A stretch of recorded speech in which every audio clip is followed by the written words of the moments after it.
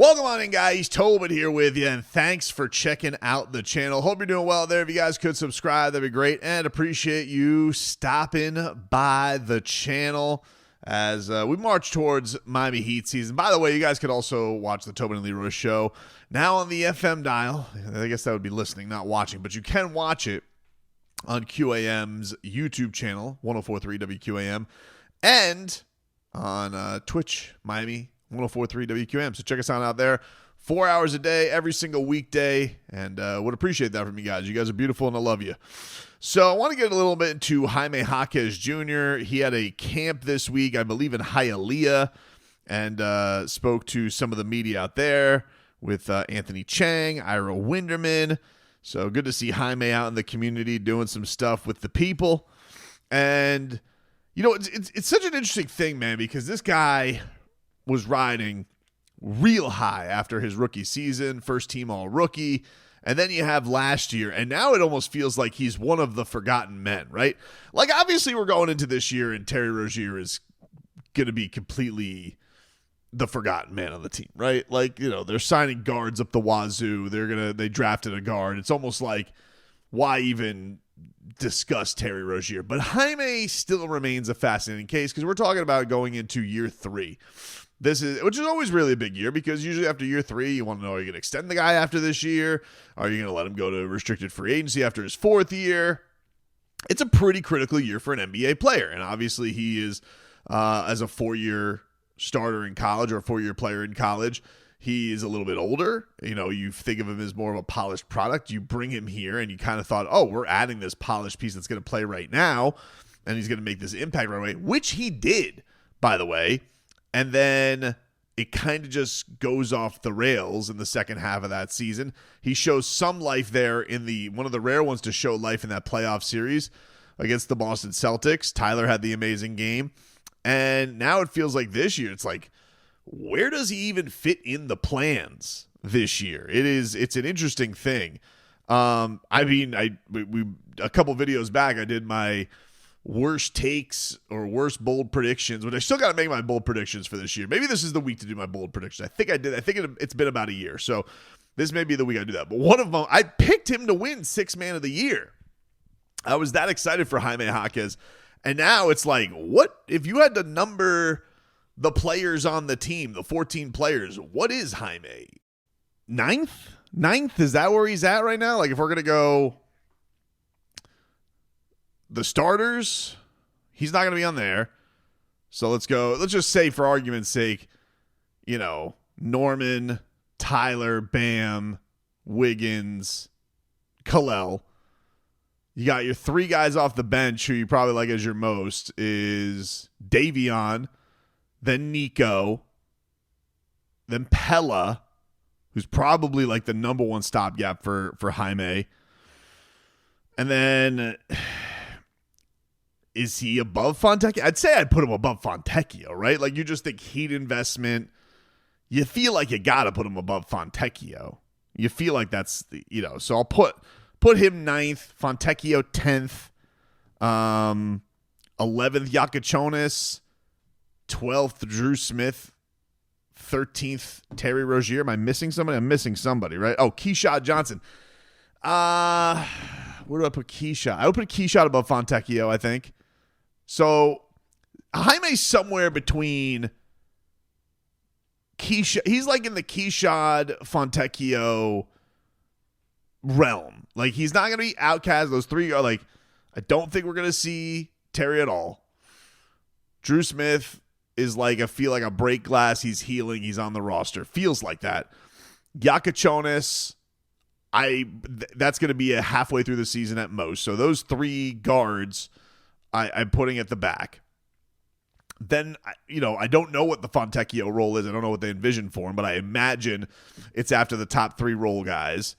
And so, yeah, it's kind of somewhere between, like, if they're going to play 9, Keyshawn Johnson or Jaime Jaquez Jr. Jaime's a first-round pick. Keyshawn's an undrafted guy. I feel like the nod is going to go to Jaime, but I also feel like part of the reason they were comfortable on dumping Haywood Highsmith was because they had Keyshawn Johnson, and they envisioned him as their rugged defender on the wing, athletic as all hell, shooting is going to improve, dog, vocal guy. Like, I think that's what they're going to look at him as. And Jaime is like beautiful footwork, masterful basketball handles with the, magical basketball skill with the ball in his hands, especially in the paint. But I don't necessarily know where his role is on this team. And people have said this, like, you're a little confused by the roster construction right now.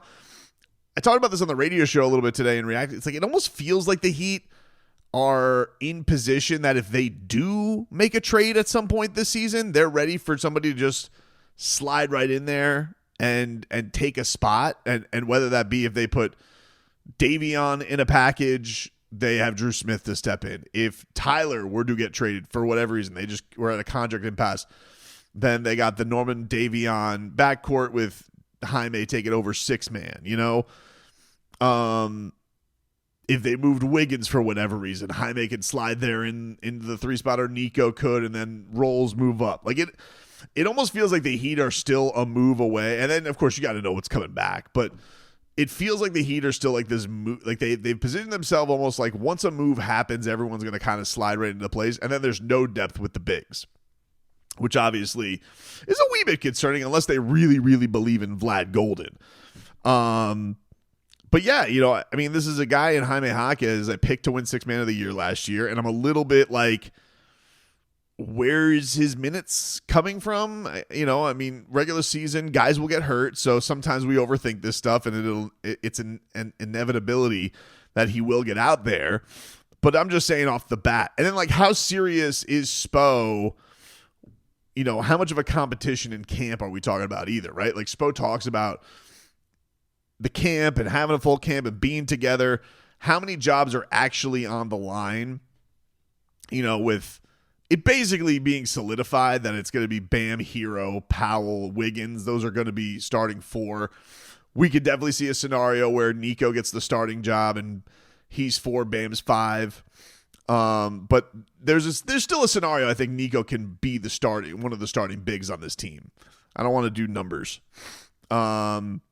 And I guess there's an outside chance that Davion wins outright at camp and Norm is coming off the bench. But I got a hard time believing that, because I could see Norm Powell sees like a not rock the boat guy, but I could see that getting uncomfortable. I could see it. I don't know Norm. Maybe Norm Powell's like the ultimate soldier, but when he talks about 1 or 2 option on a winning team and thought he should have been an all-star, I don't think that guy is going to dig going back to the bench role. I just like Tyler didn't, right? Tyler was very open and honest about that. But I am very interested to see where this goes. Jaime did speak to reporters.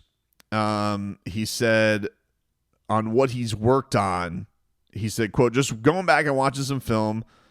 I think that's a big one. Just remembering what put me on the floor and what got me in this position, leaning into my strengths, as well as working on things that I need to work on, like shooting and defense, and just bringing it all together as a whole. I think one of the biggest things for me this offseason, I've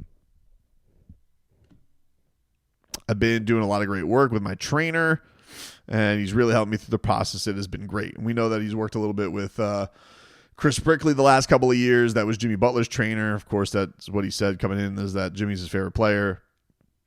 He probably won't say that out loud in the arena right now. He says, I've been doing a lot of great work. I've been in Los Angeles training every day. It's been great. It's been great to get away. It was good to be home for quite a significant period of time, but I feel great. My head's in the right place. Super excited to get the season going and win some games, which I'm hopeful for, man. He, one of the things I did wonder, because, and these are just things you wonder because you don't know. I did wonder. I was like, did Jaime, did he work hard enough, like between years 1 and 2? And man, Spo kind of he squashed all of that, because Spo was like, no, this dude works 2, if not 3 times a day. Like, he works like a maniac. But you almost like when you can't understand why a player goes from here to there, you're almost just like searching, and you're just like, well, what the hell happened there? But yeah, Spo says he works like a demon. And, maybe there will be a bounce back, but it feels like something needs to break his way for that to happen, because at the outright of the season right now, barring injuries, which there will be, but barring injuries, that it doesn't seem like it's there from the outset. Now, maybe he goes and he crushes it in camp and, he stuffs Jovic in a locker and says, kick rocks, Serbia boy. Like, I don't know.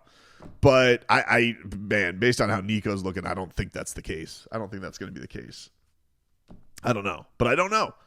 And it is going to be an exciting thing to see how he bounces back and his ability to bounce back from this sophomore slump that he had last year. I do like that he's worked up with the mental coach, and I do like the idea that he's leaning into his strengths. He definitely said last year that, his focus was lockdown defender, knockdown shooter. He was neither of those, and I feel like it almost scattered. I thought defensively he held his own his rookie year, because Spo really threw him in some deep waters, and I just felt like last year he almost seemed like a fish out of water. Like he was, which is weird for Jaime, because Jaime, his footwork was so breathtaking, and you're just like, this guy's gonna flourish no matter what.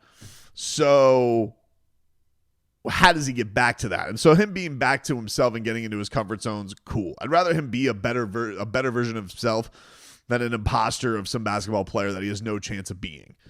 And he may never be a knockdown shooter. That may be okay. Like, if he can go get buckets and he can be relentless and he can get putbacks and he can cut. There were a lot of times that Jaime was able to put up points not having plays called for him. Just relentless motor all over the place.